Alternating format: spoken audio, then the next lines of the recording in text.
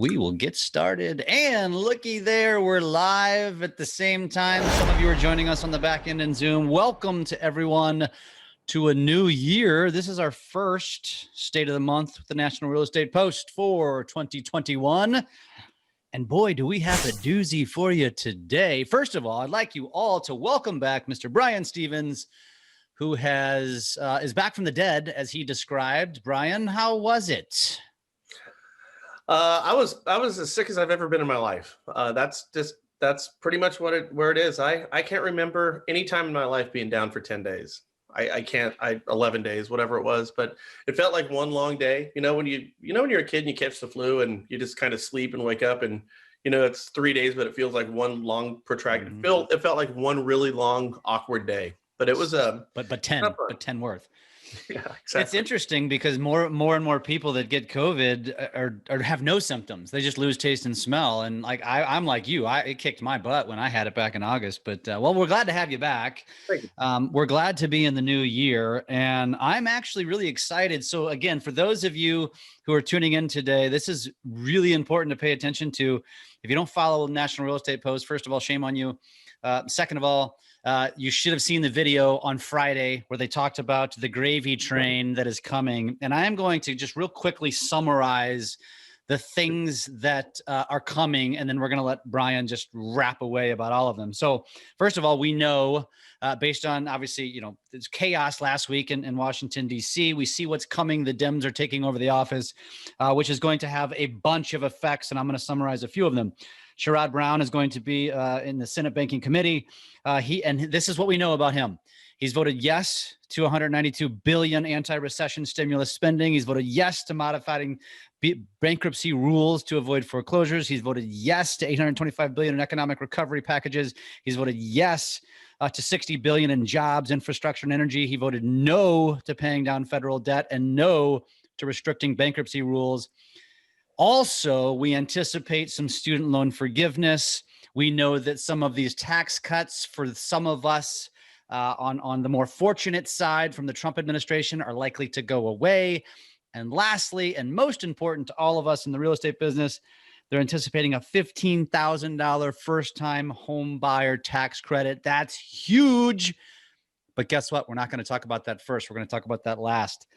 Brian, unpack all of this for us, and let's chat about it. Well, I forget who said it. A couple centuries ago, somebody said democracy is always doomed to fail because eventually the masses will realize that they can vote the treasury. Meaning, of course, everybody likes something for nothing, but it's the whole "there's no free lunch" type of thing. Everything comes at a cost. I was speaking with my daughter. It's like, well, wouldn't it be great if the IRS disappeared? Well, sure, it'd be great if the IRS disappeared. Wouldn't it be great if we didn't have sales tax? Absolutely, of course, it would be great. But the problem is when we take these things away, we hurt our ability to fund infrastructure and certain entitlement programs that our country needs. There are certain things that everybody, doesn't matter what side of the aisle that you're on, that we think the function of the federal and state governments, they should be performing. I think it was delivering the mail, securing our borders, and and a couple of other things. But roads and freeways and even healthcare. I don't want to get in the weeds on all this type of stuff. Education is a very interesting point. I think even helping underserved communities with housing. And there's a whole bunch of things that are extremely important that I think everybody would agree on. But what you always see when the masses realize they can vote the treasury, democracy is doomed to fail. And I kind of wonder if that's where we're at right now, because what we're doing is we're expanding on entitlement programs that are above and beyond what I think the function of the state and federal government should be. Now, just real quickly, guys, I'm not arguing for or against either party. This is just a philosophy that people on both sides of the aisle can agree on. So what should we fund and what shouldn't we fund? Personally, I think the federal government has enough money. They have to learn how to spend it a little bit more judiciously. That's me personally. You got enough, spend it a little bit more wisely. Don't be like a 10-year-old with mom's checkbook. Hey, I want that one, So anyways, what we're finding right now is we're going to have a complete about face in the housing industry. And what we're going to do is we're going to start, I think, making decisions that are not in the best interest of the housing market and not in the best interest of our country. So, for example, We have a $15,000 tax credit that's going to probably be going through here in the next few months. Because now, again, this is not a I'm not talking about politics. I just want everyone to understand that. This is just a reality of the situation. But with the Democrats controlling both the House and the Senate, all the confirmations for the new cabinet members and heads of these different agencies, they're going to fly through. They're going to be confirmed super fast. So we can expect a new government after January 20th. We're going to be able to realize what that looks like in a short period of time. By the end of January, all these posts are going to be filled. And based on the rhetoric that we're hearing, we know some of the things that are going to take place. So one of them, for example, is a $15,000 tax credit for first-time homebuyers. Well, okay, bravo. That's really great, isn't it? But is that really where our market sits right now? In almost every market in the entire country, we have a glut of home buyers. We're fat on the demand part. We're short on the supply part.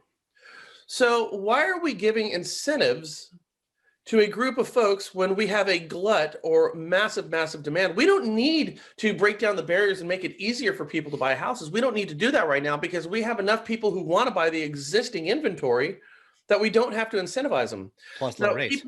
We have our low rates right now. Now, keep in mind, when we incentivize these people and we give them a $15,000 tax credit, that's money that would otherwise be going into the federal treasury's coffers to go ahead and fund different programs around the country. That's money that's not going to be there. Now, is it $1 million? Is it $100 million? Is it $1 billion? I guess it depends on how many people buy houses going forward in 2021 and 2022.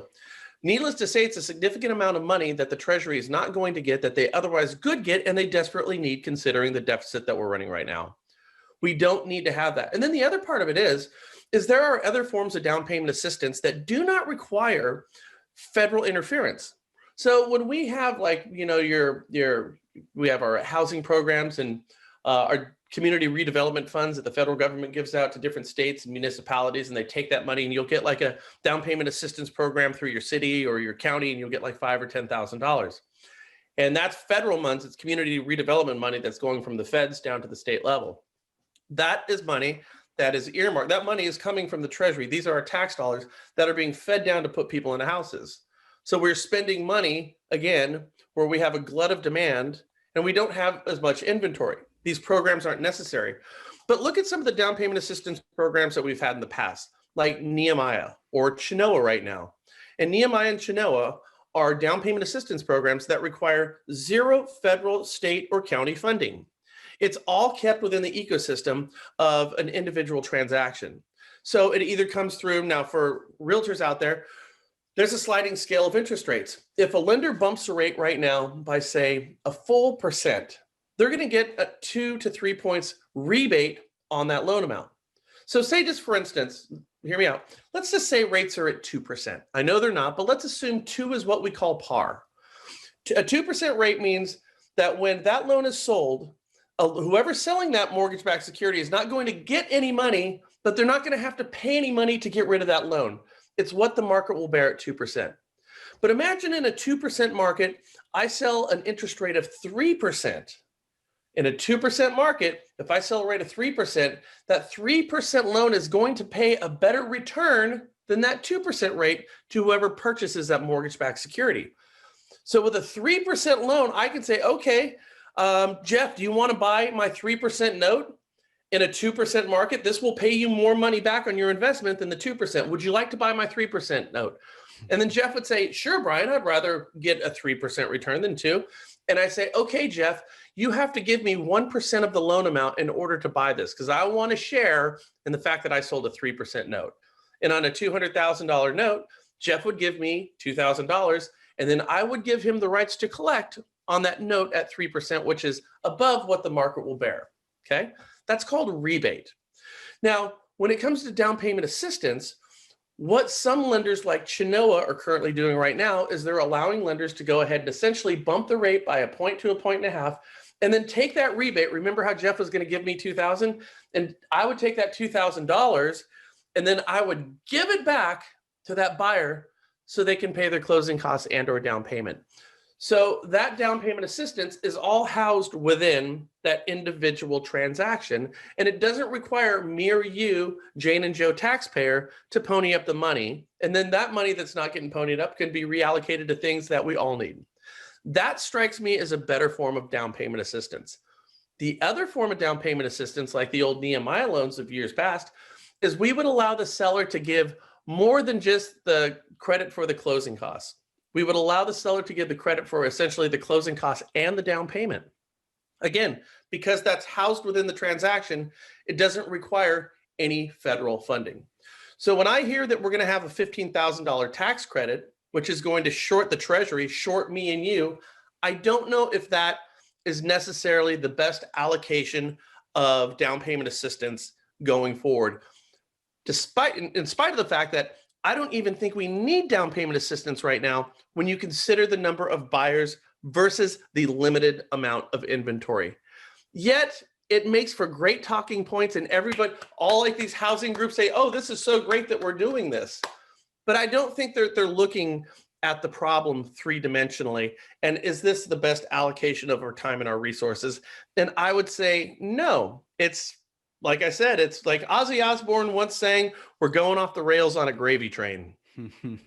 Well, let me ask you this. So with after, you know, what you just said, it brings two trains of thought to mind. Number one, are they doing this to just like, because on the surface, it looks great? Because I think on the surface, to us real estate professionals, we're like, yes, all right, like more business. But then you think about it, based on what you just said, it won't matter if there's no inventory. So is this almost, and again, we're purely speculating here, is this their way of making themselves look good, also realizing that we're not going to actually have to use a lot of those funds because the inventory doesn't exist?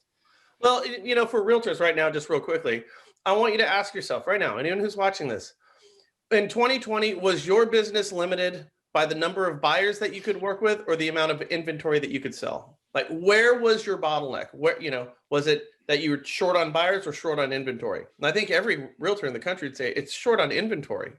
100%. You know, bidding prices up. Now, why are they doing this? Well, it's a couple things. First of all, I think possibly they're out of step with the reality of where the market is right now. You know, keep in mind, a lot of these politicians are so far removed from the ground level transaction, and they're looking at, you know, a macro picture, and they're looking at what they see as trends. They're not really, they don't have the pulse of, you know, those who've got the boots on the ground right now. I think if they did, they would realize that idea, which has been tried, you know, this has been going on for decades and decades with multiple administrations. This is all, we hate down payment assistance that's housed in the ecosystem like Nehemiah and Chenoa. We love the idea of spending federal funds. That's always been the case. And so this is really kind of business as usual by bringing back entitlement programs for the sake of bringing them back and really not thinking through what the unintended consequences of their actions are going to be. So I think it's part of them are out of step, but yeah, certainly, you know, what's happening is the new administration coming in wants to make a splash on multiple fronts. This is a way to make a splash. It's a big, bold thing, $15,000 tax credits. Of course, this is going to capture headlines when it passes. Of course, there's going to be a segment of our country who's going to applaud all these entitlement programs. But there are unintended consequences of these actions. First of all, you're not going to help housing. This is not going to help housing at all. In fact, if anything, this is going to create more demand, which is going to artificially push the prices of homes even higher because you're going to have more people in the pool of potential buyers. Demand is not our problem.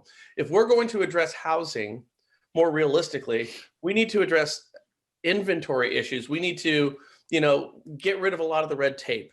You know, some of the costs of permits, you know, the environmental impact reports, you know, these type of things that are all baked into the cost of housing. And then, by the way, half the reason why housing is so much more expensive in California than it is in Kansas, the price of wood is the same in California as it is Kansas. Of course, the dirt here is more expensive in California than Kansas. But one of the reasons why it's so much more expensive is because of all the permits that have to be pulled in California. We've got a glut of red tape out here, and that's all baked into the price of the cost of that house. It's literally a third of the cost of building a house in California is going to be the cost of taxes and permits, which is just a shakedown. Getting rid of stuff like that would bring prices of houses down a little bit more, allow our builders to be more profitable and get more people into homes. That makes more sense, really addressing the inventory rather than addressing the demand. It's the same thing, guys, real quickly here with gas. I was just out in Missouri, gas was like $2 a gallon. Out here it's $4 a gallon.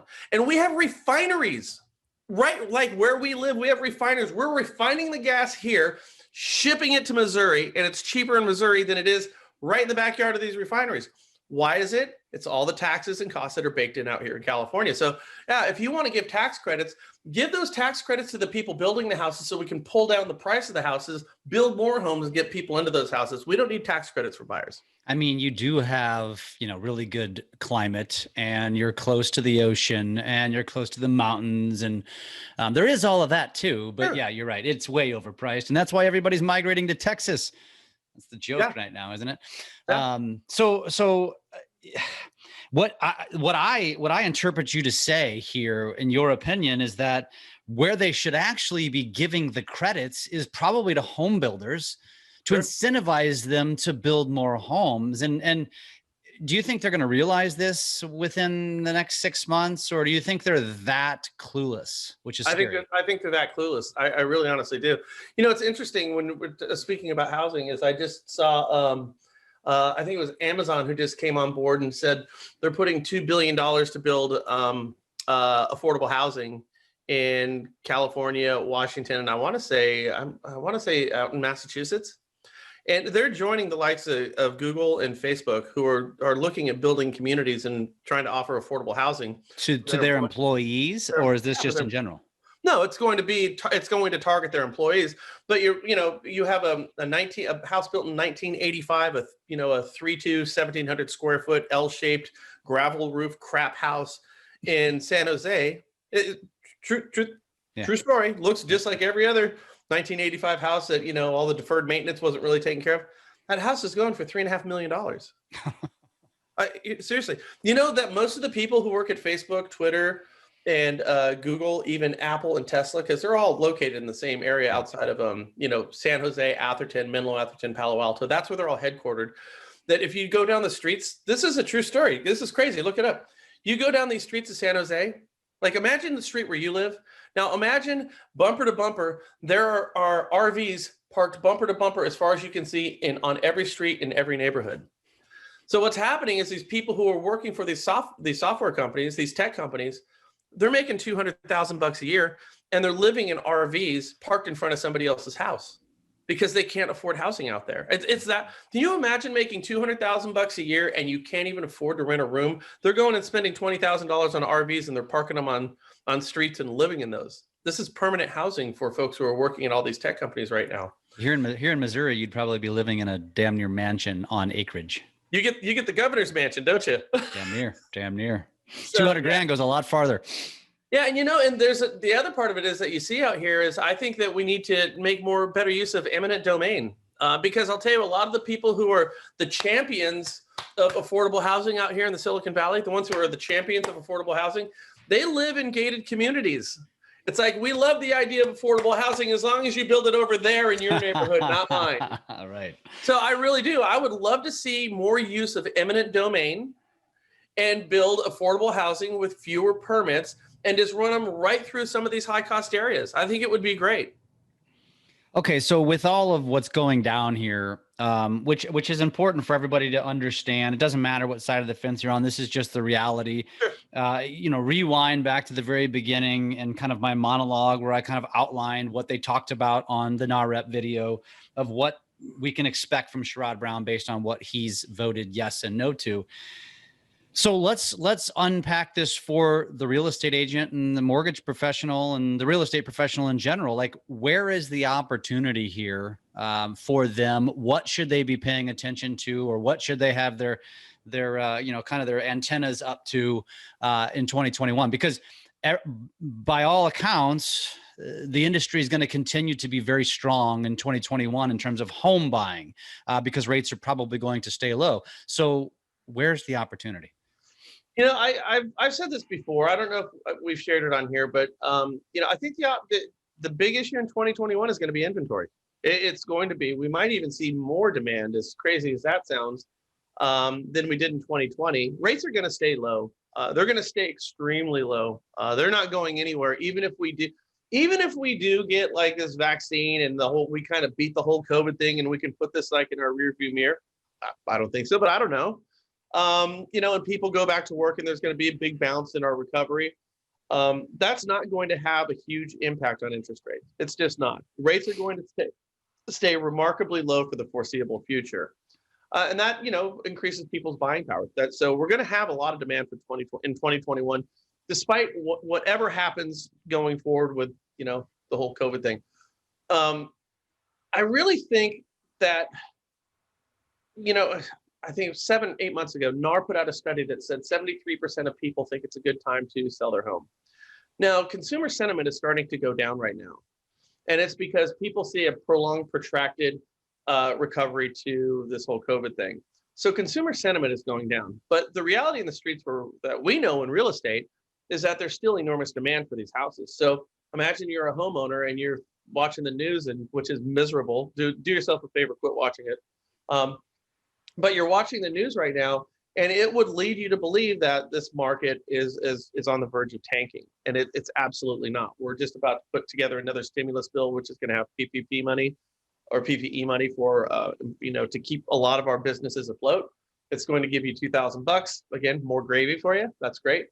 But for a real estate agent, I would really start looking at the supply part rather than the demand part. I would start looking at supply.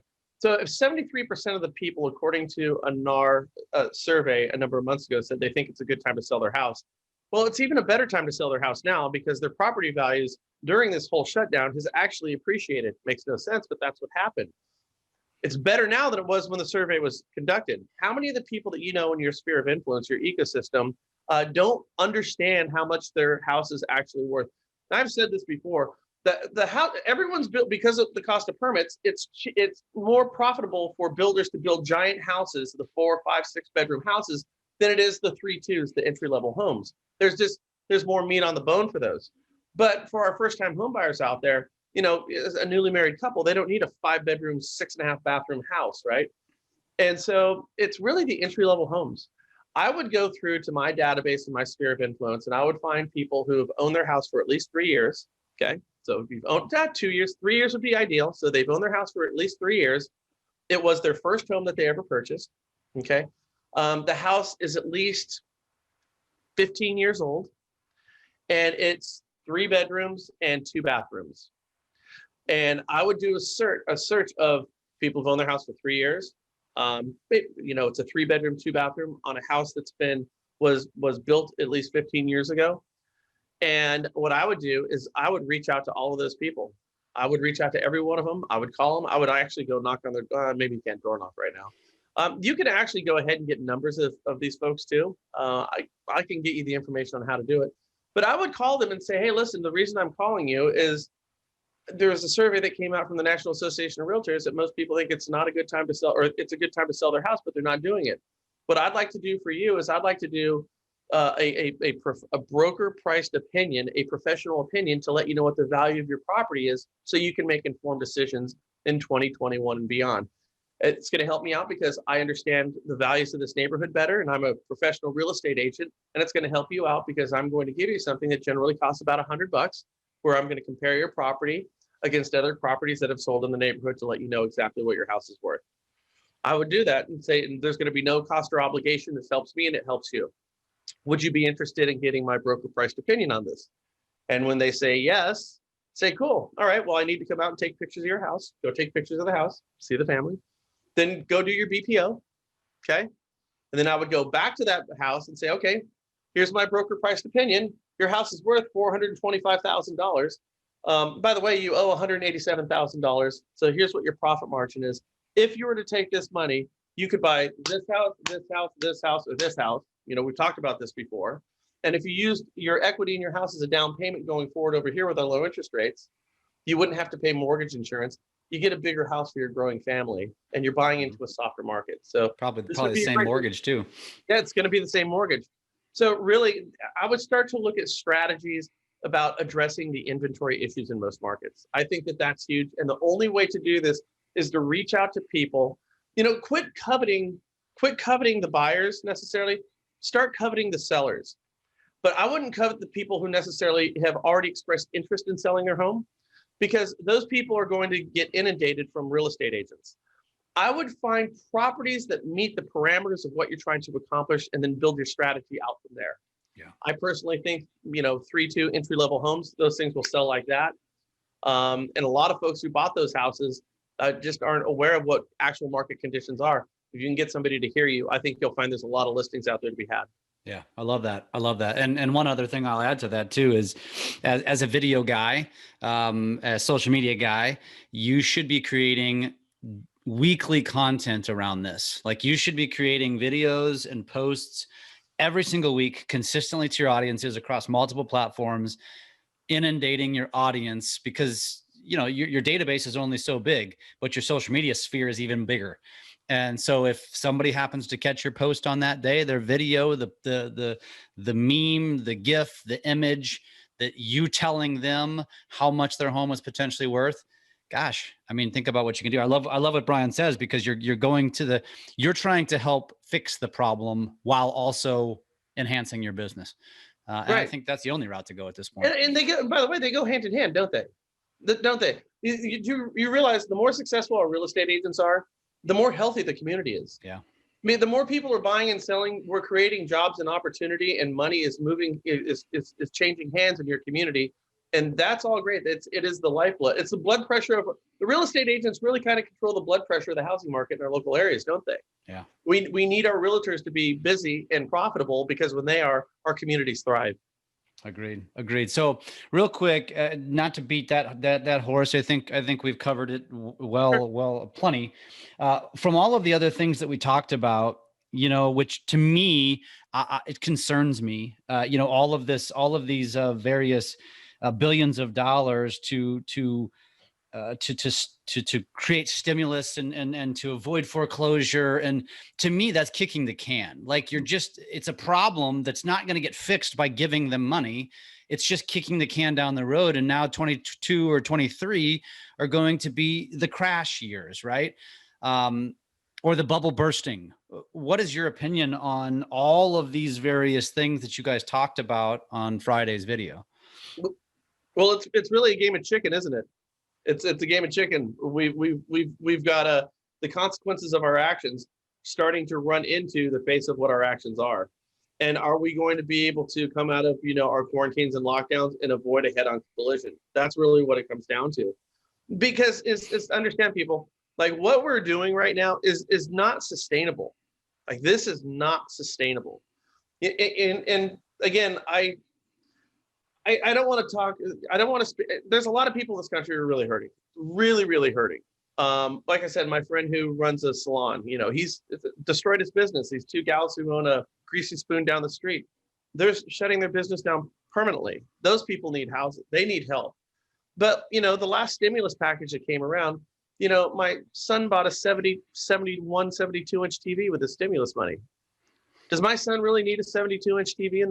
I mean, why? He doesn't need the money. I mean, there has to be a more judicious way of handing out money in a lot of these entitlement programs. But what we're doing is we're just spraying, aren't we? And maybe it's too difficult in a short period of time to figure out, who needs and who doesn't need the money. Perhaps through the application process, we could, I don't know, maybe put some more filters in there, so that the people who actually really need the money to keep some of these small businesses in our communities open. I mean, that would make more sense to me. Right. Throwing money with down payment assistance doesn't make a whole bunch of sense to me. And forgiving $10,000 in student loan debt right now, I don't know how that's necessary either. I get student loan debt. Here's the thing. About 7 years ago, it became the trendy thing to talk about student loan debt. Student loan debt is killing. Student loan debt is horrible. Well, I had student loan debt. I went to the University of California, Davis, and I had $60,000 in debt. I knew exactly what I was getting into. It took me some time to pay it off, but we paid it off.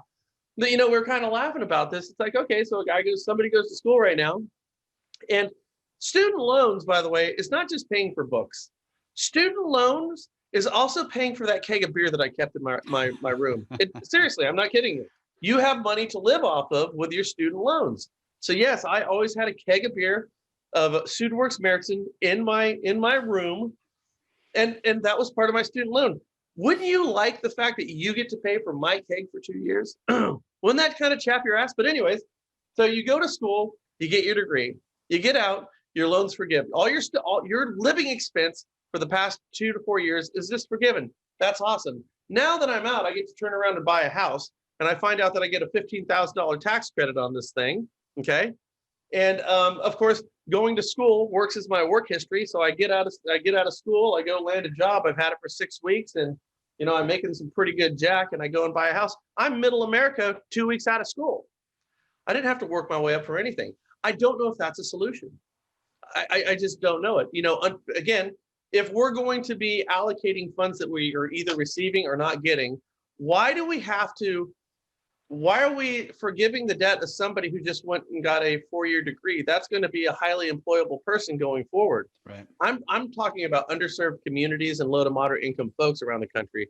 I think we need to try to build them up more than forgiving debt for somebody who could afford a 4-year school. Right. Yeah. Or even the other one about kicking the can. I'm going to use that as a reference again on renters.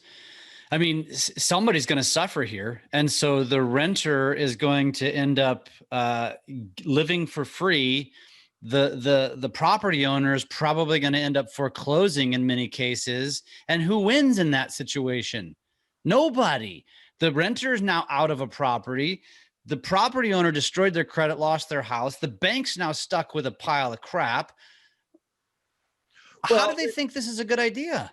Well, and again, let's think about this for a second here. Over 50% of rented properties, investment properties, are owned by individuals who own one investment property. Okay, so over half of the inventory out there is just somebody who owns one house. It's not a hedge fund who bought 50,000 houses and they're flush with money.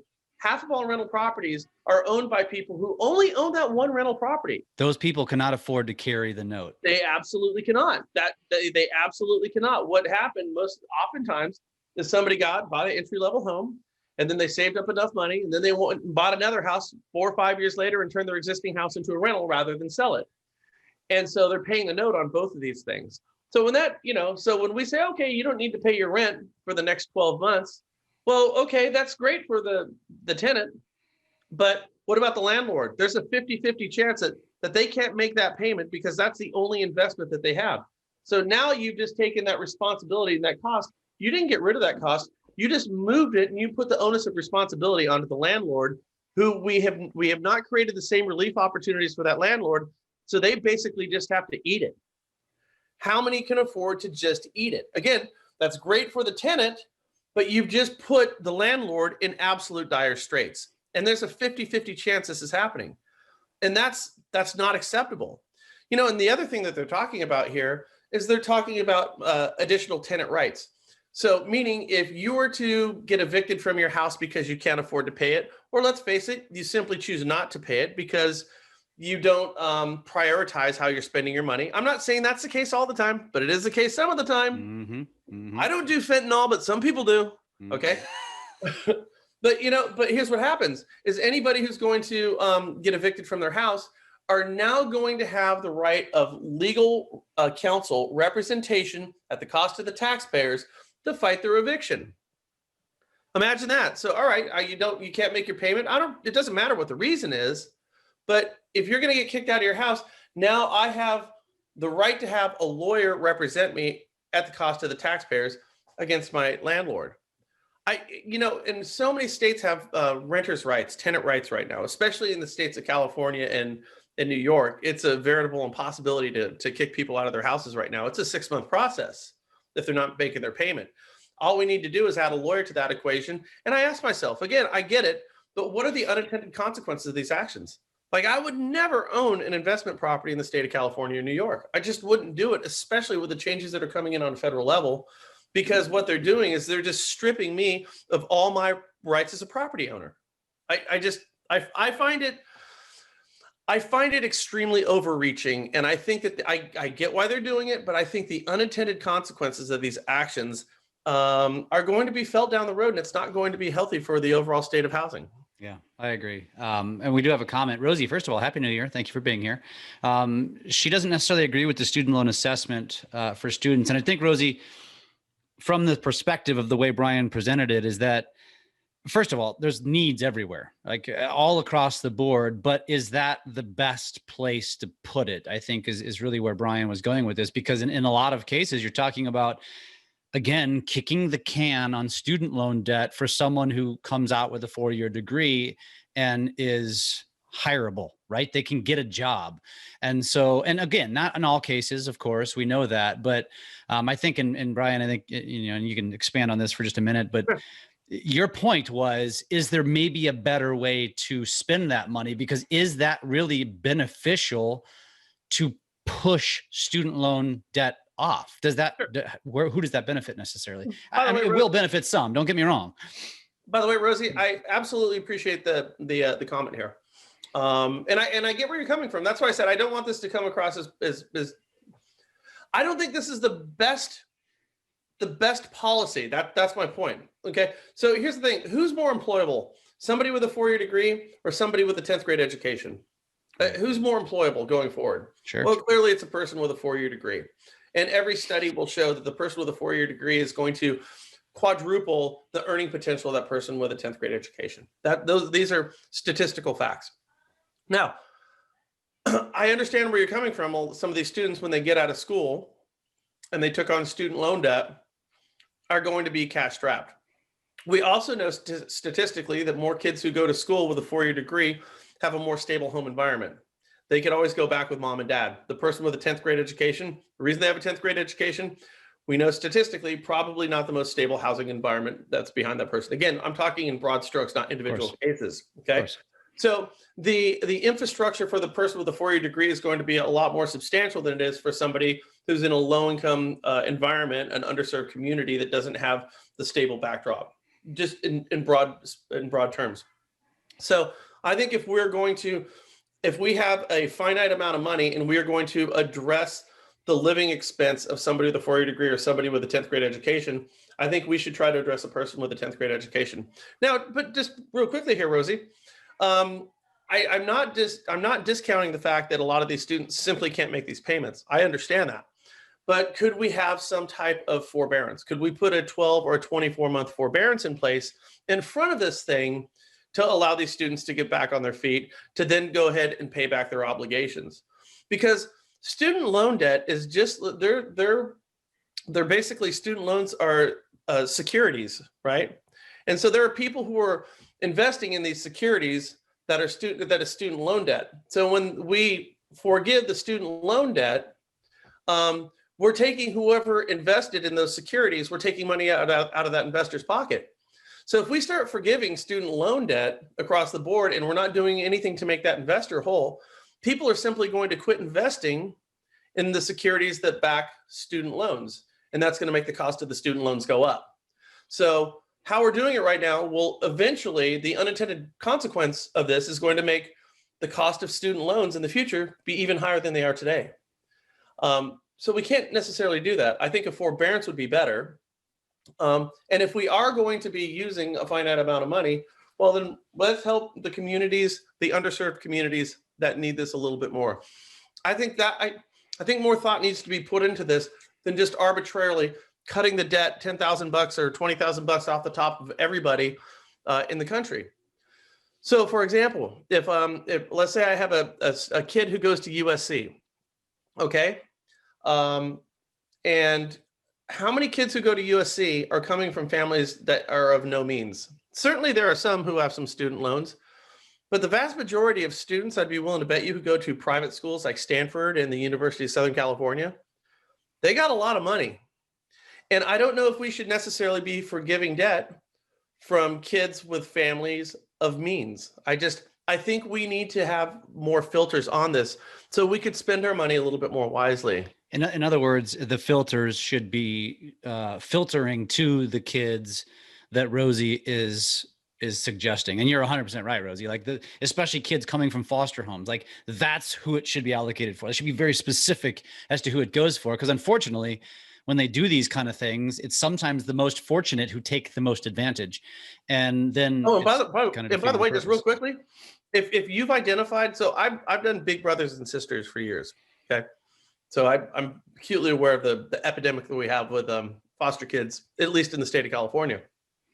But if you've identified a kid who was raised in the system, a foster kid who found a way to actually make it to a 4-year college, which is, the odds are stacked against them, hugely stacked against them.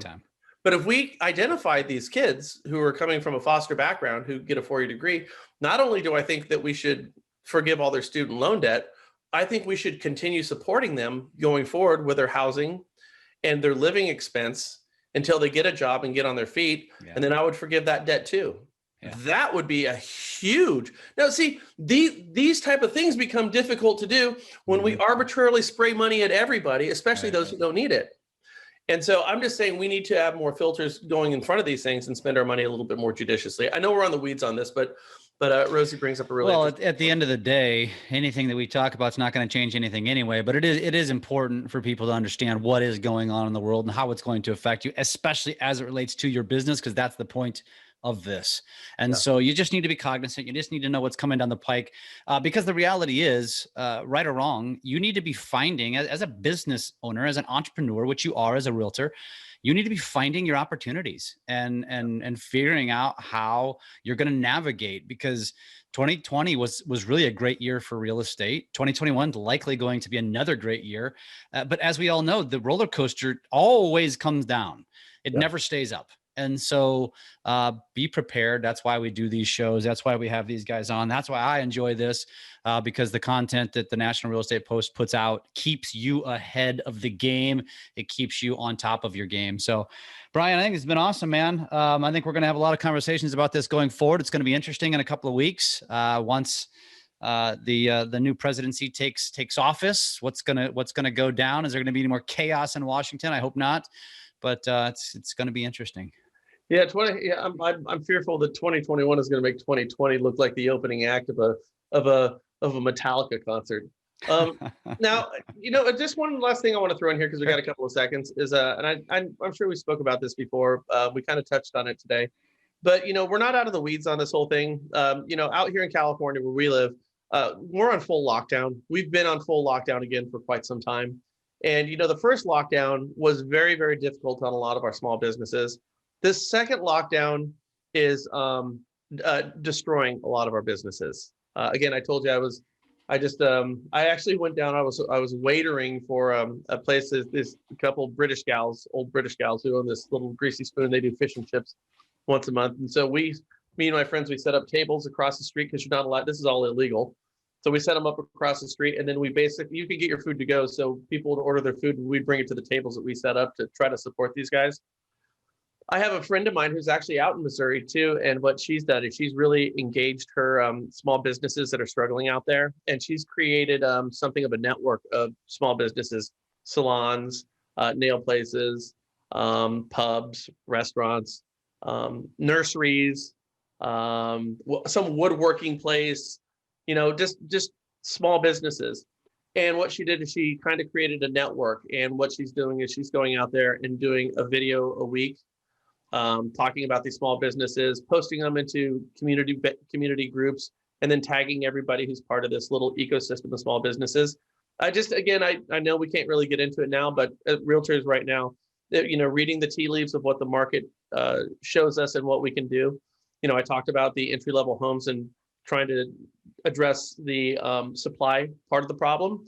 But the other thing that you can do is just start thinking about how you could support the small businesses in your community. Realtors, when they're at their best, like I said, they are the glue, in our communities. When realtors engage, this is who we are. We're community activists in a lot of ways. It's what realtors have always been. So you, on a personal level, start to think about where you go, your husband or your wife goes, your kid goes, the small businesses that you've supported, and reach out and see if you can start to create something of a community where you can leverage your database and their databases to everybody's collective success. And of course, when you're doing this, remind people that you're a realtor and you want to help them sell their home.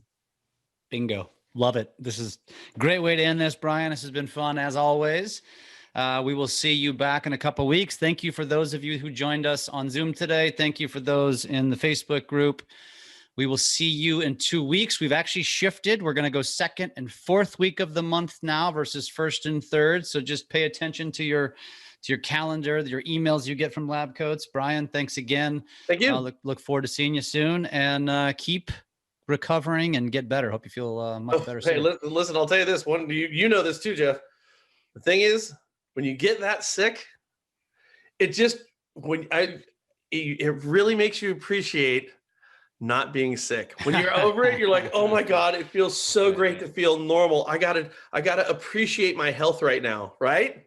Amen. Just appreciate your health, man. Amen. Appreciate your health. Appreciate your health. All right, man. Have a good one. I think that. I'll talk to you guys.